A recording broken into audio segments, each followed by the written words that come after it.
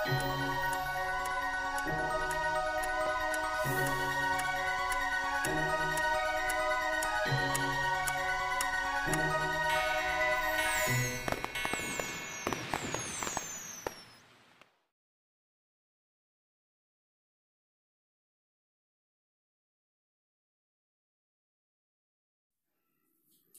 Dear student, पिछली बार जो है हमने हमारा जो फर्स्ट जो सेशन था वो एमसीक्यू टाइप को क्वेश्चन था 1 मार्क के लिए। चैप्टर वही है मैकेनिकल प्रॉपर्टीज ऑफ फ्लूइड्स। और आज जो है हम हमारा सेकंड सेशन जो है वो है very short answer question 1 mark के लिए। और वो जो क्वेश्चन है उसका जो हमें आंसर लिखना है वो पर्टिकुलर आंसर लिखना है, स्पेसिफिक आंसर लिखना है हमें। ओके, तो फर्स्ट जो क्वेश्चन है वो फर्स्ट क्वेश्चन का आंसर क्या होगा? फर्स्ट क्वेश्चन है what is surface film. Okay, तो इसका जो आंसर होगा डियर स्टूडेंट, सरफेस फिल्म मैंने क्या रहती है, that is the thin surface layer of liquid. क्या रहेगी? Thin surface layer of liquid with thickness is equal to range of, with thickness is equal to range of intermolecular force, with thickness is equal to range of intermolecular force। और जो range of intermolecular force है उसे हम capital R से क्या करते हैं dear student, denote करते हैं। ओके, तो इसका ऐसा स्पेसिफिक आंसर होगा। ओके, उसके बाद जो सेकंड जो क्वेश्चन है वो सेकंड क्वेश्चन क्या है, what are cohesive force. 2 types के फोर्स रहते हैं, कोहेसिव फोर्स और एडिसिव फोर्स। कोहेसिव फोर्स को हम फोर्स ऑफ कोहेजन भी कहते हैं और एडिसिव फोर्स को हम फोर्स ऑफ एडिशन भी कहते हैं। ओके, तो व्हाट आर कोहेसिव फोर्स, यानी इसका जो आंसर होगा वो आंसर क्या होगा, कोहेसिव फोर्स और एडिसिव फोर्स बोथ का जो नेचर है वो अट्रैक्शन टाइप्स का है। तो इसका आंसर क्या होगा, force of attraction,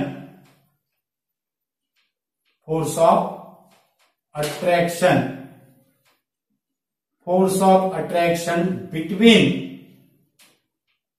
force of attraction between molecule of, between molecules of same substance, molecule of same substance, force of attraction between molecule of same substance, this is called as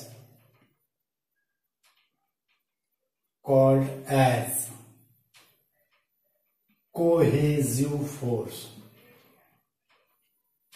This is called as cohesive force. Force of attraction between molecule of the same substance. अगर यहाँ पे अगर adhesive force अगर हमें पूछा गया होता तो हम क्या लिखते थे, फोर्स ऑफ अट्रैक्शन सेम रहेगा, force of attraction between molecule of different substance. For example glass और वाटर के जो मॉलिक्यूल है, when the glass molecule, when the water molecule is in contact with the glass molecule, then this is the example of adhesive force. And cohesive force means the same substance, that is the it is produced between the molecule of the waters, liquid में जो रहता है it is the same type of molecules. Okay, उसके बाद what will be the shape of liquid meniscus for obtuse angle of contact. Okay, तो इसका answer क्या होगा डियर स्टूडेंट, इसका आंसर क्या होगा, what will be the shape of the liquid meniscus for obtuse angle of contact. तो for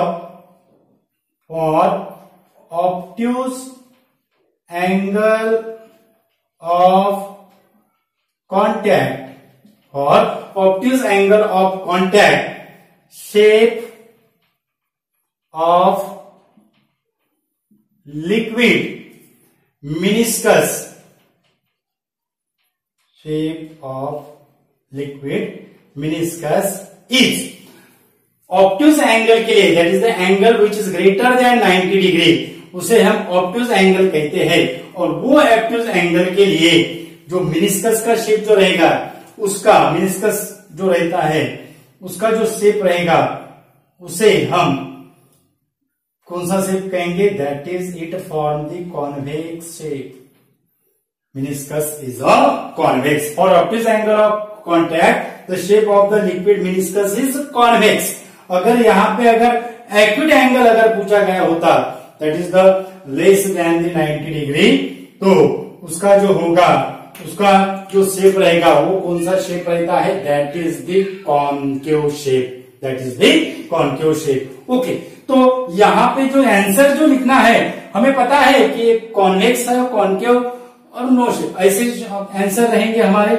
लेकिन यहाँ पे सिर्फ कॉन्वेक्स नहीं लिखना है, आपको पूरा आंसर लिखना है। For obtuse angle of contact shape of the liquid meniscus is convex. आपने अगर यहाँ पे सिर्फ कॉन्वेक्स अगर लिख दिया तो आपको क्वेश्चन पे मार्क नहीं मिलेंगे डियर स्टूडेंट। ओके, क्योंकि हम जो है हम पेपर वैल्यूड करते हैं तो हमें पता है कि पर्टिकुलर क्वेश्चन का आंसर कैसे लिखना है। ओके, तो पूरा आंसर ये टाइप का आंसर लिखना है डियर स्टूडेंट, सिर्फ कॉन्वेक्स लिखकर नहीं चलेगा। ओके, तो उसके बाद जो है what is the net weight of body when it falls with the terminal velocity through the viscous medium. इसका जो आंसर होगा वो आंसर क्या होगा?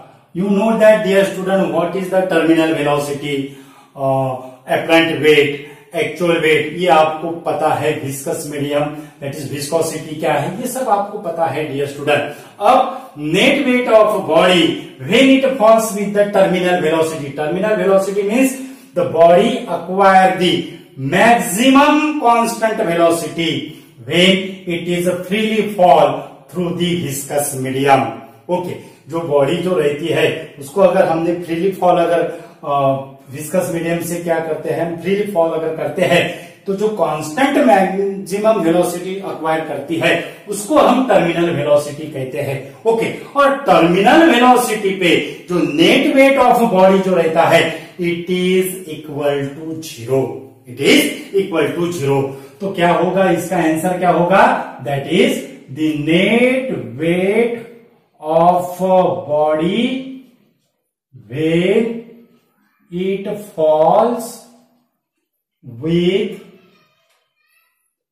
terminal velocity through viscous medium is 0।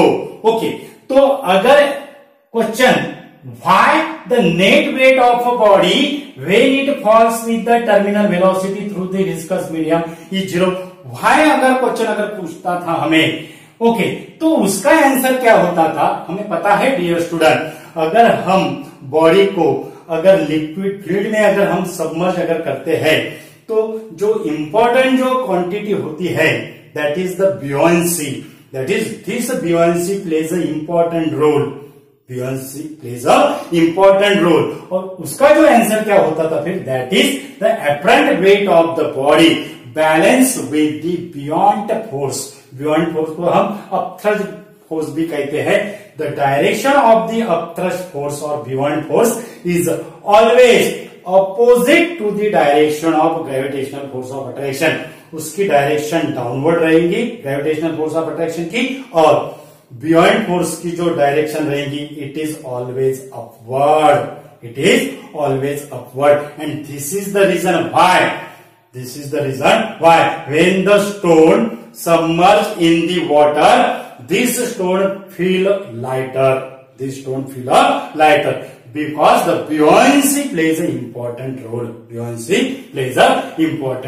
Okay, तो ये जो होगा इसका आंसर क्या होगा? 0 होगा। ओके, उसके बाद फिर जो क्वेश्चन है, जो square metal plate of area 100 centimetre square, हमें एरिया दिया हुआ है, moves parallel to another plate with a velocity of 10 centimetre पर second. Both plates emerge in water if viscous force is 200 dyne and viscosity is 0.01 points। What is the distance between them, हमें viscosity की value the, that is the coefficient of viscosity हम कहते हैं। Formula होगा, general formula क्या होगा, इसका solution क्या होगा, जनरल फॉर्मूला जो है वो फॉर्मूला क्या होगा, coefficient of viscosity that is equal to F upon ये dv by dx, coefficient of viscosity that is equal to F upon ये dv बाय dx। अब ये इक्वेशन को हम कैसे लिखते हैं, फॉर्मूले को, नॉट इक्वेशन, फॉर्मूले को हम कैसे लिखते हैं, that is F equal to, इसको हम ईटा कहेंगे, ये dv by dx, F equal to eta ये dv बाय dx।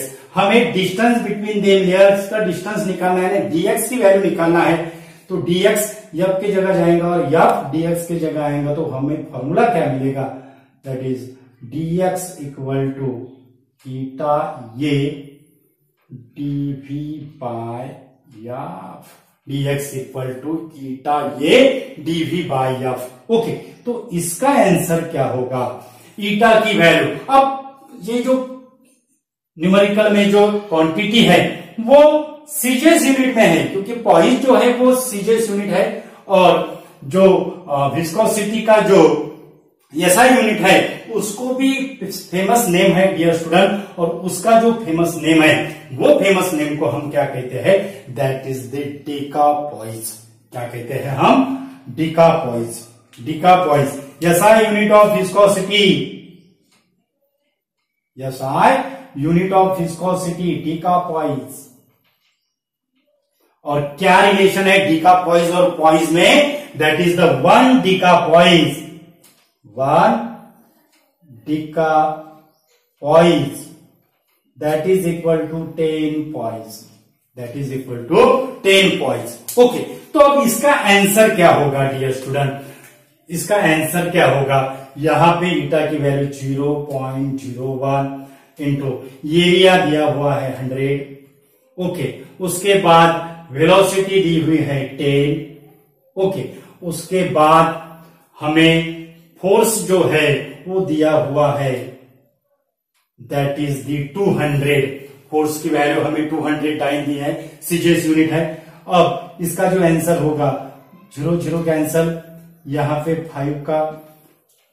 5 रहेगा। ओके, तो 5 into 0.01, 5 into 0.01 that is 0.05 centimetre. क्या आंसर होगा डियर स्टूडेंट इसका, 0.05 सेंटीमीटर, 0.05 सेंटीमीटर। ओके, और 6 जो क्वेश्चन बहुत इजी न्यूमेरिकल है डियर स्टूडेंट है। आप 1 मार्क के लिए न्यूमेरिकल है तो डायरेक्टली आप ये फॉर्मूला लिख सकते हो, ये फॉर्मूला डायरेक्टली लिख सकते हो, dx that is equal to eta ये dv बाय एफ। ये डायरेक्टली फॉर्मूला लिख के उसमें वैल्यू सब्स्टिट्यूट करना है। ओके, उसके बाद the relative velocity between 2 parallel layer of water is 8 centimetre and perpendicular distance between them is 0.1 centimetre. Calculate the velocity gradient. Velocity gradient का जो फॉर्मूला है, velocity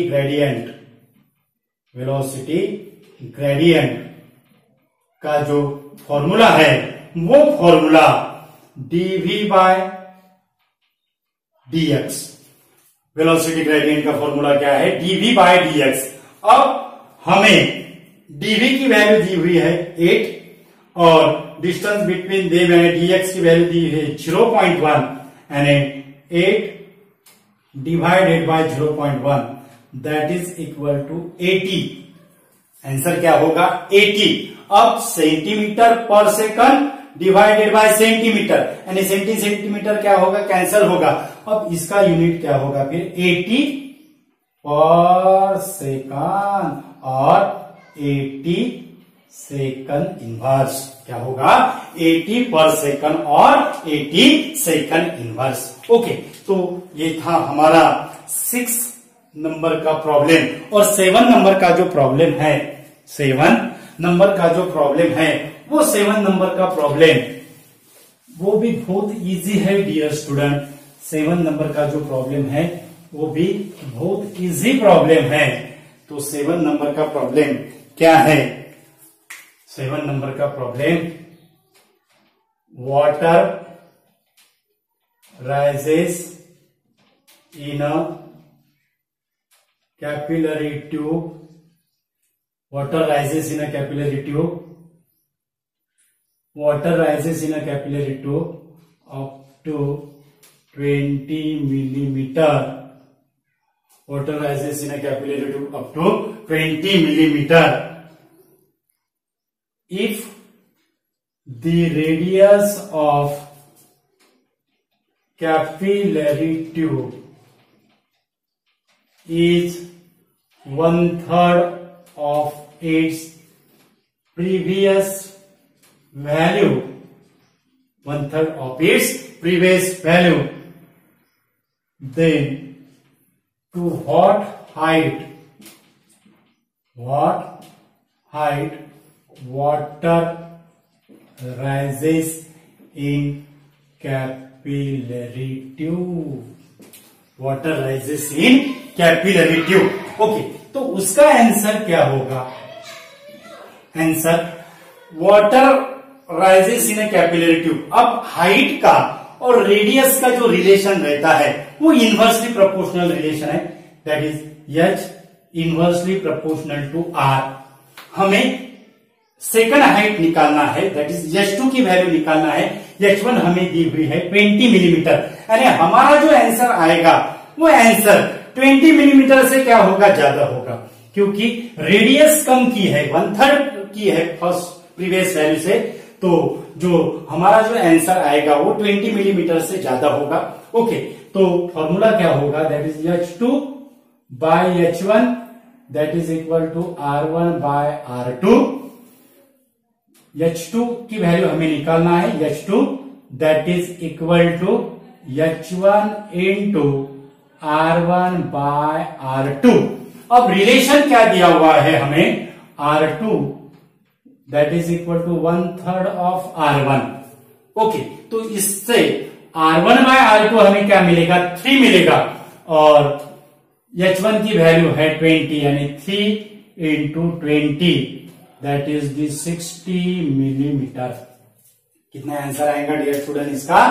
that is the 60 millimetre. 60 millimetre. हमने पहले कहा था कि जो आंसर जो आएगा वो आंसर 20 मिलीमीटर से क्या होगा? ज्यादा होगा। ओके, तो डियर स्टूडेंट ये था हमारा very short answer question session 2 था मैकेनिकल प्रॉपर्टीज ऑफ फ्लूइड में। और अगला जो सेशन रहेगा हमारा थर्ड जो सेशन रहेगा वो 2 मार्क क्वेश्चन के लिए रहेगा। तो thank you so much dear student, आपकी जो रिक्वेस्ट की वजह से हमने ये सेशन शुरू किए हैं short answer question and answer के। तो आप जो है वो बहुत बढ़िया रिस्पॉन्स दे रहे हो डियर स्टूडेंट। और हमारे जो एग्जाम है वो करीब 15 डेज के इस पे है। तो आप जो है वो क्वेश्चन आंसर के जो ऐसे टाइप के क्वेश्चन आएंगे, यही आएंगे ऐसे नहीं, ये टाइप के क्वेश्चन आ सकते हैं डियर स्टूडेंट। तो आप इसको अंडरस्टैंड कीजिए डियर स्टूडेंट। और thank you so much once again.